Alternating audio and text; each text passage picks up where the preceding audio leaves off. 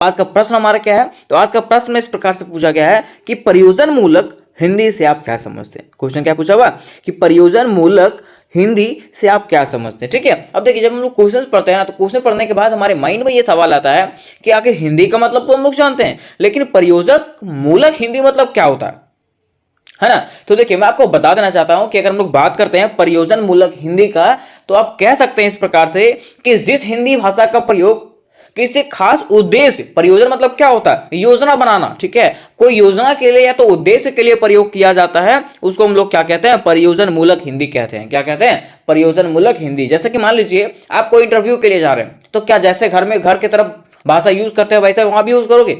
आप कोई योजना बना के जाओगे कि नहीं जाओगे? जरूर जाओगे। ठीक है, आपको कैसे बात करना है, कैसे वहां पे बिहेव करना है सबके साथ में, वो तो योजना बना के आप जाओगे, है ना। तो वही कहा जाता है कि जिस हिंदी भाषा का प्रयोग किसी विशेष योजना बनाकर, ठीक है, किसी विशेष उद्देश्य के लिए किया जाता है, उसी को हम लोग क्या कहते हैं? प्रयोजन मूलक हिंदी कहते हैं। क्या कहते हैं? प्रयोजन मूलक हिंदी कहते हैं। तो सबसे पहले आपको लिखना है परिभाषा।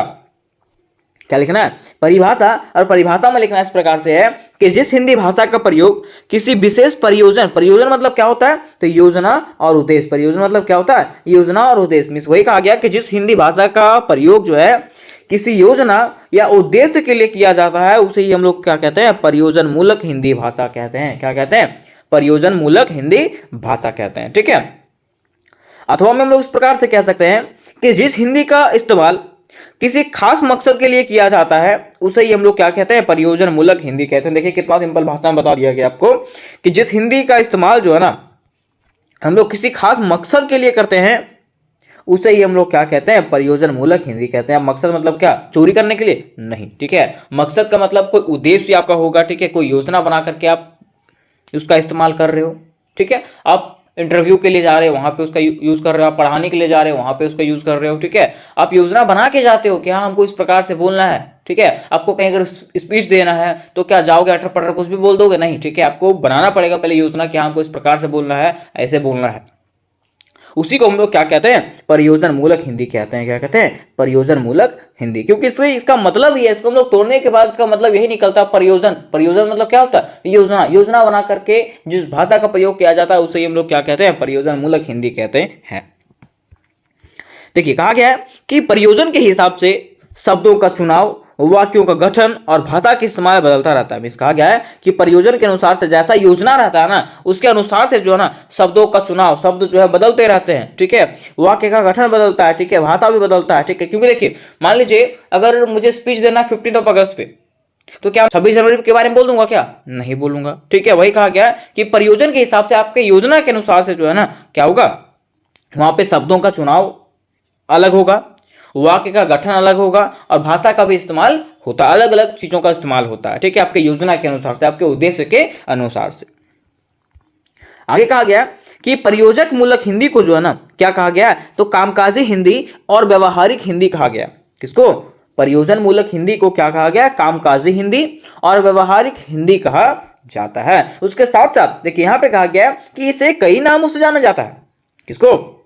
अगर हम लोग प्रयोजन मूलक हिंदी की बात कर रहे हैं तो इसको कई नामों से जाना जाता है, जैसे कि व्यवहारिक हिंदी, कामकाजी हिंदी, प्रयोजनी हिंदी, प्रयोजन पारक हिंदी, प्रयोगी हिंदी और प्रयोग परक हिंदी। ठीक है, ये सारे नामों से जो है किसको जाना जाता है? प्रयोजन मूलक हिंदी को जाना जाता है। तो ये सारे में से अगर कोई भी क्वेश्चन आपको पूछे तो आपको सेम प्रकार से आंसर लिखना है। ठीक है, अब देखिए नेक्स्ट पॉइंट पर कहा गया है कि प्रयोजन मूलक हिंदी का भाषा सरल, स्पष्ट और एकातर्थ होती है।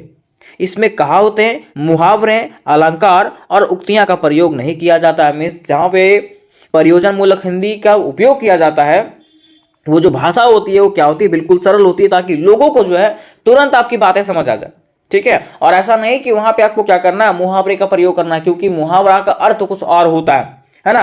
तो वैसा भाषा का प्रयोग नहीं करना है जो लोग आपकी बातों को समझ नहीं पाएंगे। ठीक है, कहा गया कि प्रयोजन मूलक शब्द प्रयोजन से बना हुआ जिसका अर्थ होता है उद्देश्य। वही मैंने आपको बता रहा था कि प्रयोजन मूलक शब्द जो है ना प्रयोजन से बना हुआ है, और प्रयोजन का मतलब होता है उद्देश्य या तो योजना। प्रयोजन का मतलब क्या होता है? उद्देश्य या तो फिर योजना। ठीक है, कहा गया कि ऐसी भाषा जो अपने उद्देश्य की पूर्ति करने व कराने में सक्षम हो उसी को हम लोग क्या कहते हैं, प्रयोजन मूलक भाषा कहते हैं। इसका क्या क्या कि वैसा भाषा जो अपने उद्देश्यों की पूर्ति करने और कराने में सक्षम है उसी को हम लोग क्या कहते हैं, प्रयोजन मूलक भाषा कहते हैं। क्या कहते हैं, प्रयोजन मूलक भाषा कहते हैं। नेक्स्ट पॉइंट पे लिखा हुआ है कि प्रयोजन मूलक भाषा को अंग्रेजी में फंक्शनल लैंग्वेज कहते हैं।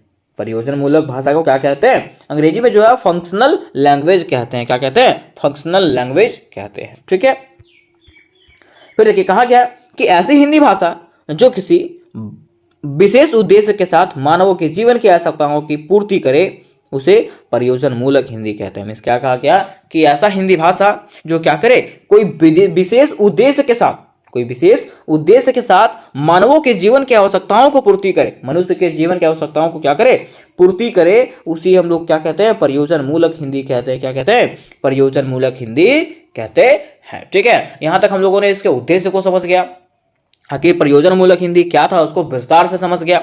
अब बातें यहां पे आती है प्रयोजन मूलक हिंदी की परिभाषाएं का, जो अलग अलग विद्वानों ने अलग अलग तरीके से दिया है। बातें यहां पे आती है प्रयोजन मूलक हिंदी की परिभाषाएं का। तो सबसे पहले डॉक्टर मोटूरी सत्यनारायण जी ने कहा है। ठीक है, इन्होंने क्या कहा, तो इन्होंने कहा है कि जीवन की आवश्यकताओं की पूर्ति के लिए उपयोग में लाए जाने वाले हिंदी को प्रयोजन मूलक हिंदी कहते हैं। मीन्स हमारे जीवन की आवश्यकताओं को पूर्ति करने के लिए जिस हिंदी का प्रयोग किया जाता है उसको ही हम लोग क्या कहते हैं, तो प्रयोजन मूलक हिंदी कहते हैं। ये किसने कहा है, डॉक्टर मोटूरी सत्यनारायण ने कहा है। आइए चलिए दूसरे लोग को देखते हैं कि उन्होंने क्या कहा। देखिए यहाँ पर डॉक्टर रघुवीर सहाय जी ने क्या कहा, इन्होंने कहा है कि प्रयोजन मूलक हिंदी की परिकल्पना यह मानकर किया जाता है कि वह एक ऐसी शब्दावली होगी कि संप्रेषण में काम आए। ठीक है, मिस कहा गया है कि प्रयोजन मूलक हिंदी की परिकल्पना जो है इस प्रकार से किया जा सकता है कि हिंदी जो है मीन्स यह एक ऐसा शब्दावली होगा जिसका उपयोग जो है संप्रेषण मतलब क्या होता है, बातचीत करने के लिए। ठीक है, उसी को हम लोग क्या कहते हैं, प्रयोजन मूलक हिंदी कहते हैं। आगे कहा गया कि और इसलिए बाकी शब्दावली से भिन्न होगी या उस पर आश्रित नहीं होगी। ठीक है, और ये जो है ऐसा रहेगा कि आप किसी को बोलने के बाद जो है वो तुरंत समझ में आ जाएगा उसको, है ना, आपको मुहावरे ये सब का यूज करना नहीं है। फिर देखिए प्रोफेसर NB राजगोपालन, ठीक है, इन्होंने क्या कहा है, तो इन्होंने कहा है कि प्रयोजन मूलक भाषा का वह रूप है जिसका प्रयोग किसी प्रयोग विशेष अथवा कार्य विशेष के संदर्भ में होता है। मीन्स क्या कहा है, इन्होंने कहा है कि प्रयोजन मूलक भाषा जो है वह भाषा होता है जिसका प्रयोग जो है किसी विशेष कार्य के लिए होता है। ठीक है, किसी विशेष कार्य को यह संदर्भ करता है। ठीक है, मीन्स किसी विशेष कार्य के लिए होता है, उसे हम लोग प्रयोजन मूलक भाषा या तो हिंदी कहते हैं। अब देखिए यहाँ एक और है डॉक्टर शिवेंद्र वर्मा, इन्होंने क्या कहा, इन्होंने कहा कि प्रयोजन मूलक हिंदी से तात्पर्य विषयबद्ध एवं परिस्थितिबद्ध हिंदी भाषा का रूप से है। मीन्स इन्होंने कहा है कि प्रयोजन हिंदी का मतलब होता है कि विषयबद्ध में जैसा आपको कंडीशन आया आप कंडीशन के हिसाब से क्या करो, उस भाषा का प्रयोग करो, उसी को हम लोग क्या कहते हैं, प्रयोजन मूल हिंदी कहते हैं। ठीक है, अब देखिए बातें यहाँ पे आई है प्रयोजन मूलक हिंदी का स्वरूप का, कि आखिर हिंदी का क्या स्वरूप है, प्रयोजन मूलक हिंदी का क्या स्वरूप है। तो कहा गया है कि हिंदी भारत की राष्ट्रभाषा है। अगर हम लोग हिंदी की बात करें दोस्तों तो हिंदी जो है हमारे भारत का क्या है, राष्ट्रभाषा है, और इसके बोलने व समझने वालों की संख्या के अनुसार विश्व में यह तीसरे क्रम की भाषा है। ठीक है, और हिंदी जो बोलते हैं और जो समझते हैं इसकी संख्या जो है पूरे विश्व में जो है तीसरे नंबर पे आता है। कहा गया कि यानी कि हिंदी जो है अंतर्राष्ट्रीय भाषा, अगर हम लोग हिंदी की बात करें तो यह जो है क्या है, एक अंतर्राष्ट्रीय भाषा है। अतः स्वाभाविक है कि विश्व की चुनिंदा भाषाओं में से महत्वपूर्ण भाषा और भारत की अभिज्ञात राष्ट्रभाषा होने के कारण देश के प्रशासनिक कार्यों में हिंदी का व्यापक प्रयोग हो रहा है, और राष्ट्रीयता की दृष्टि से इसका असर जो है उपकारक ही है। इस कहा गया अगर हम लोग हिंदी की बात करें तो हिंदी जो है हमारे भारत का क्या है, राष्ट्रभाषा है ना, और इसका आज भी उतना महत्व है जितना कि पहले था। ठीक है, तो यहाँ तक हम लोगों ने प्रयोजन मूलक हिंदी के स्वरूप को देख लिया। अब बातें यहाँ पे आती है प्रयोजन मूलक हिंदी की विशेषताएं का, किसका, प्रयोजन मूलक हिंदी की विशेषताएं का। तो लिखा हुआ यहाँ पे कि प्रयोजन मूलक हिंदी की शब्दावली सामान्य हिंदी की शब्दावली से अलग और विशेष होती है। मीन्स प्रयोजन मूलक हिंदी की जो शब्दावली होती है वो क्या होता है, सामान्य हिंदी जो हम लोग यूज करते हैं वो सब हिंदी से क्या होता है, अलग होता है। ठीक है, क्योंकि जैसे आप यहाँ पे बात कर रहे हो वैसे क्या करोगे, इंटरव्यू में बात करोगे नहीं, है ना। कहा गया कि इसका प्रचलन प्रशासन, व्यापार, व्यवसाय, शिक्षा, विज्ञान आदि क्षेत्र तक ही सीमित है। इसका जो प्रचलन है कहाँ कहाँ होता है, तो प्रशासन में किया जाता है, व्यापार में किया जाता है, व्यवसाय में किया जाता है, शिक्षा में और विज्ञान में जो है इसका प्रयोग किया जाता है प्रयोजन मूलक हिंदी का। इसमें जो बोला जाता है वही लिखा भी जाता है। किसमें, प्रयोजन मूलक हिंदी में जो बोला जाता है वही जो है इसमें क्या किया जाता है, लिखा भी जाता है। और इसमें जो है ना भावनाओं के लिए कोई स्थान नहीं।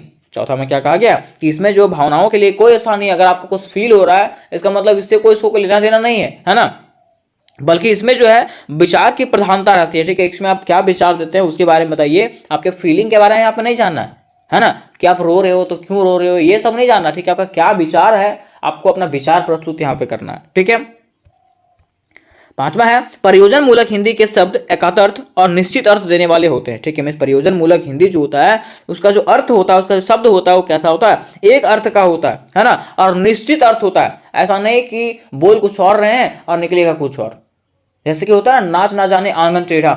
ठीक है, मतलब इसका ये तो हम बोल दें लेकिन इसका अर्थ क्या निकलेगा, कुछ और निकलेगा। तो इस प्रकार का वर्ड वहां पे यूज करना है क्या, नहीं करना है ना। लास्ट में है कि प्रयोजन मूलक हिंदी को विशेष प्रयास द्वारा सीखा जाता है, अतः यह एक अर्जित भाषा है। ठीक है, मीन्स प्रयोजन मूलक हिंदी जो होता है वो एक विशेष प्रयास के द्वारा सीखा जाता है, विशेष तरीके से सीखा जाता है। अगर आपको इंटरव्यू देना है तो आपको प्रयास करना पड़ेगा, आपको सीखना पड़ेगा, उसके बाद क्या करना पड़ेगा, आपको इंटरव्यू को फेस करना पड़ेगा। तो उम्मीद करते दोस्तों कि ये क्वेश्चन जो है आपको क्लियरली समझ में आ गया होगा, और अगर ये क्वेश्चन आपको समझ में आएगा तो वीडियो को लाइक करें, अपने दोस्तों के साथ शेयर करें। और फिर से मैं बोल दे रहा हूँ कि इससे रिलेटेड जितने भी प्रश्न होने वाले हैं सारे के सारे प्रश्न आपको इसी चैनल पे बिल्कुल इजी शब्दों में मिलने वाले हैं। तो वीडियो अगर अच्छा लगा हो अपने दोस्तों के साथ शेयर करें, और व्हाट्सएप ग्रुप में जुड़ने के लिए डिस्क्रिप्शन बॉक्स में लिंक दिया गया है।